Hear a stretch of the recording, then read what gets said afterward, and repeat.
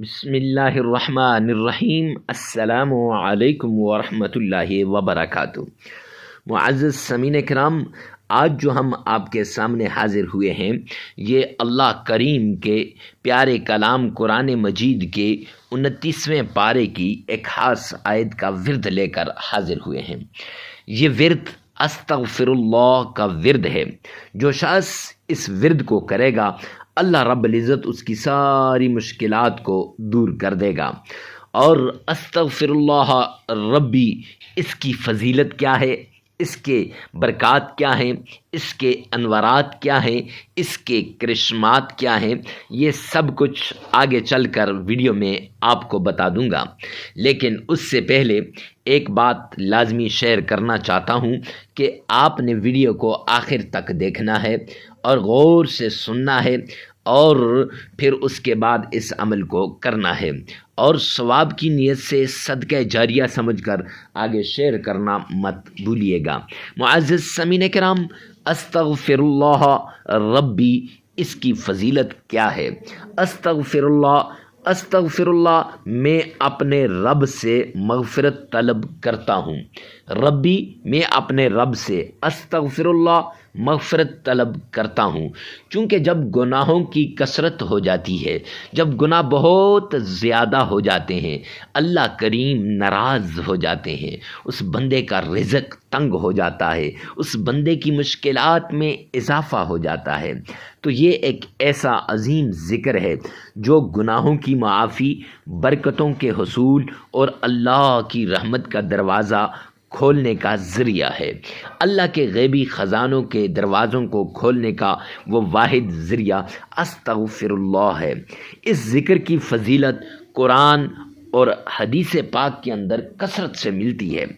اب شرط یہ ہے کہ آپ نے کرنا کیسے ہے، کس طریقے سے آپ اس کو کریں گے۔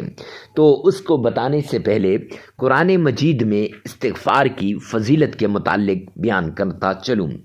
گناہوں کی معافی، رحمت کے حصول، برکات کے لیے، اپنی مشکلات کو دور کرنے کے لیے فرمایا، اور اپنے رب سے بخشش مانگو، بے شک وہ بڑا بخشنے والا ہے۔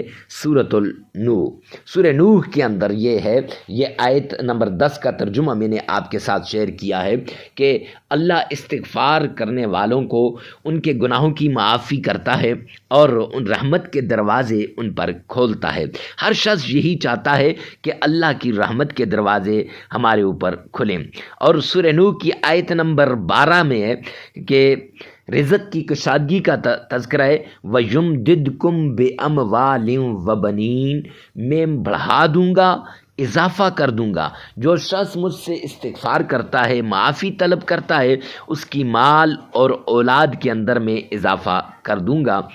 وَيُرْسِلِ السَّمَاءَ عَلَيْكُمْ مِدْرَارًا، آسمان سے بارش برسائے گا، مطلب آسمان سے رحمتیں کا نزول ہوگا۔ احادیث کے اندر استغفار کی بہت زیادہ فضیلت ہے۔ ایک دو فضیلتیں بیان کر دیتا ہوں، زیادہ اگر بیان کروں گا ویڈیو لمبی ہو جائے گی۔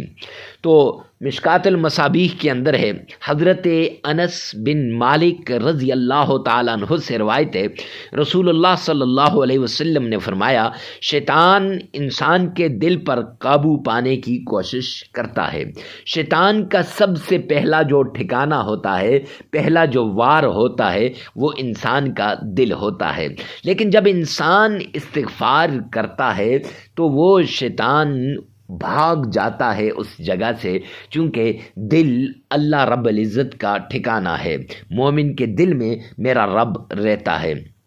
یہ مشکات المصابیح کے اندر ہے، دل کی صفائی کے لیے، اللہ کے قرب کے لیے اور مشکلات کے حل کے لیے فرمایا، استغفار بندے کی تمام مشکلات کو آسان کر دیتا ہے، چاہے مالی مشکلات ہوں یا روحانی مشکلات ہوں۔ اکثر بزرگان دین استغفار کا عمل وہ بتایا کرتے تھے لوگوں کو، جو لوگ ان کے پاس جاتے تھے ان کی روحانیت کو تبدیل کرنے کے لیے، ان کی دنیا کو تبدیل کرنے کے لیے۔ اور اگر کوئی کہتا کہ حضرت مال کی پرابلم ہے، مال کی مشکل ہے، تکلیف ہے تو اس کو بھی استغفار کا ورد بتایا کرتے تھے۔ اور اس کے ساتھ رحمت اور سکون، یعنی کوئی یہ چاہتا ہے کہ اللہ کے رحمت کے دروازے کھل جائیں، اللہ کی رحمت کے دروازے میری طرف متوجہ ہو جائیں، تو وہ بھی استغفار کا عمل کرے اور اس وظیفے کو کثرت کے ساتھ پڑھے۔ اور معزز سامعین کرام، رسول اللہ صلی اللہ علیہ وسلم نے فرمایا کہ جو شخص استغفار کرتا ہے وہ اللہ کے عذابات سے بچ جاتا ہے، چونکہ بے چینی، بے قراری، مشکلات سب اللہ کے عذاب کی ایک شکل ہوتی ہیں، لہٰذا ان سے بچنے کے لیے آپ استغفار کر سکتے ہیں۔ تو استغفار یہ ایسا ایک ورد ہے جو آپ کو دنیا میں بھی فائدہ دے گا اور آخرت میں بھی فائدہ دے گا۔ استغفر اللہ ربی من کل ذنب و اتوب الیہ، یہ پورا استغفار ہے، میں اپنے رب سے ہر گناہ کی معافی مانگتا ہوں اور اس کی طرف رجوع کرتا ہوں۔ تو یہ ہر شخص کو دن میں کئی مرتبہ کرنا چاہیے۔ تو اب چلتے ہیں استغفار کے وظیفے کی طرف۔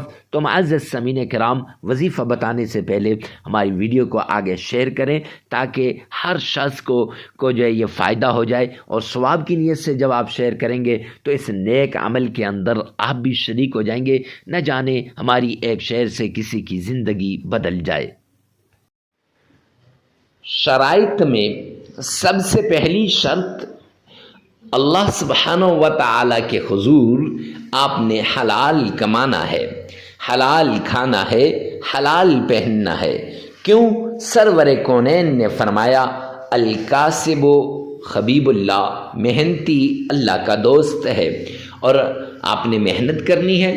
اور دوسری ایک حدیث پاک میں سرور کونین نے فرمایا جو شخص حرام کا ایک لقمہ کھاتا ہے تو 40 دن تک اس کی کوئی عبادت قبول نہیں ہوتی، نہ نماز قبول ہوتی ہے، نہ اس کی اور کوئی عبادت قبول ہوتی ہے۔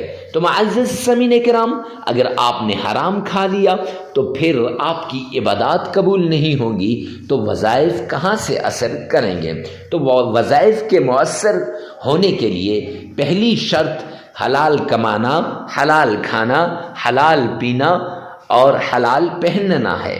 تو اس لیے آپ نے پہلی شرط پر عمل کرتے ہوئے حلال کمانا ہے، حلال کھانا ہے اور حلال پہننا ہے۔ دوسری شرط، آپ نے نماز کی پابندی کرنی ہے، کیوں اللہ کا اعلان ہے قرآن پاک کے اندر وَمَنْ أَعْرَضَ عَنْ ذِكْرِي فَإِنَّ لَهُ مَعِيشَةً ضَنْكًا، جو میرے سامنے جھکنے سے اعراض کرے گا، جو میری یاد سے غافل ہوگا، جو مجھے یاد نہیں کرے گا، قرآن کی تلاوت نہیں کرے گا، نماز نہیں پڑھے گا، فرمایا فَإِنَّ لَهُ مَعِيشَةً ضَنْكًا، میں اس کی معیشت کو تباہ و برباد کر کے رکھ دوں گا۔ تو جب اللہ کسی کی معیشت کو تباہ و برباد کر دیں تو کوئی ہے جو اس کی معیشت کو صحیح کر سکے؟ تو اس لیے معزز سامعین کرام، آپ نے یہ 5 نمازیں لازمی پڑھنی ہے۔ ہاں آگے پیچھے ہو جائیں تو خیر، لیکن وقت پہ پڑھنے کی کوشش کرنی چاہیے۔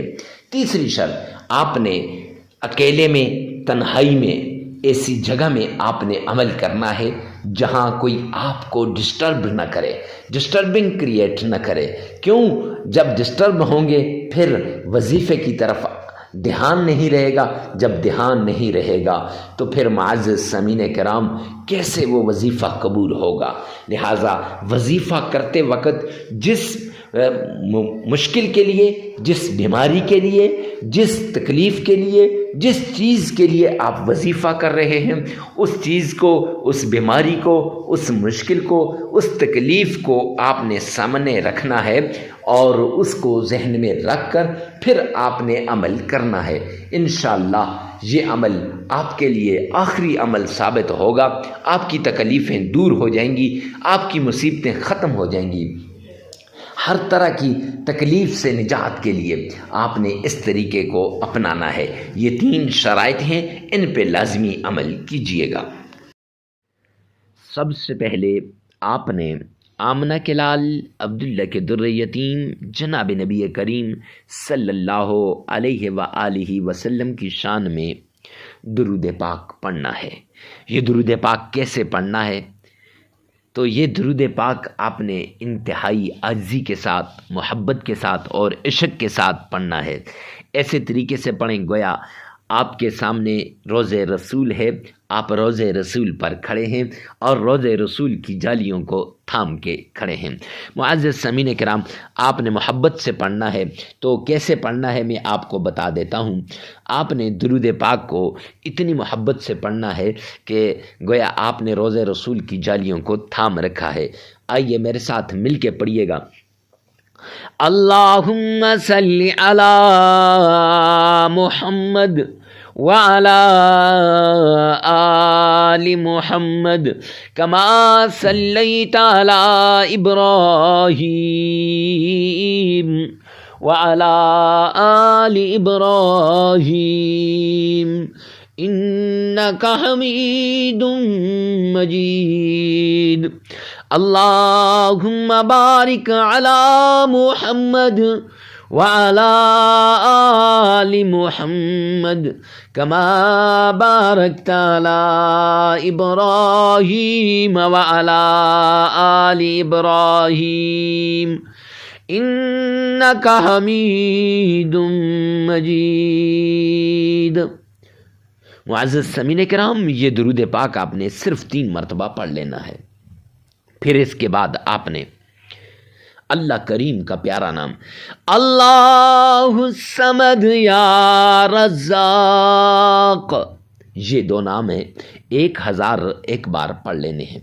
اور پھر استغفار، استغفر اللہ ربی، استغفر اللہ ربی، یہ پڑھ لیں 313 مرتبہ، یا پھر استغفر اللہ یہ پڑھ لیں 313 مرتبہ۔